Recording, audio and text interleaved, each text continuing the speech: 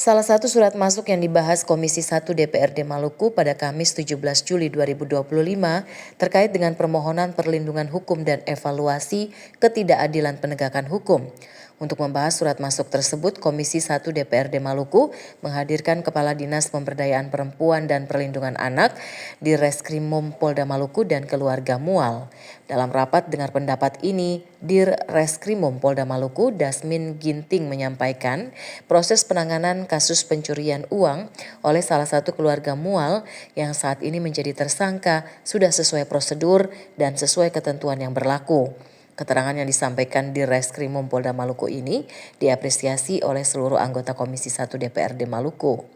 Ketua Komisi 1 DPRD Maluku Solihin Buton mengatakan rapat dengar pendapat yang dilaksanakan ini merupakan sarana untuk mencari solusi terhadap penyelesaian masalah hukum yang sementara dihadapi salah satu keluarga Mual. Komisi 1 DPRD Maluku akan memfasilitasi pertemuan korban dan pelaku dalam kasus pencurian agar persoalan ini dapat diselesaikan secara damai.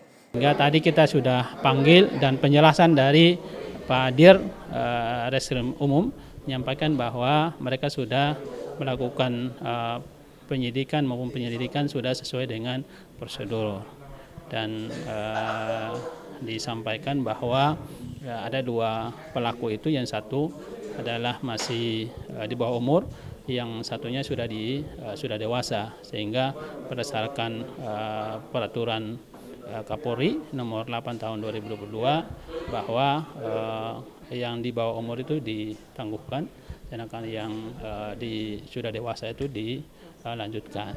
Tapi kemudian memang kita juga meminta kepada pihak korban dan pihak pelaku untuk mari duduk bersama-sama untuk diselesaikan secara kekeluargaan.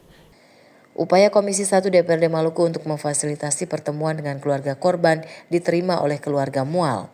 Agenda pertemuan antara keluarga Mual dan korban akan dijadwalkan kembali oleh Komisi 1 DPRD Maluku. Frida Reman, Hamja Tomia melaporkan.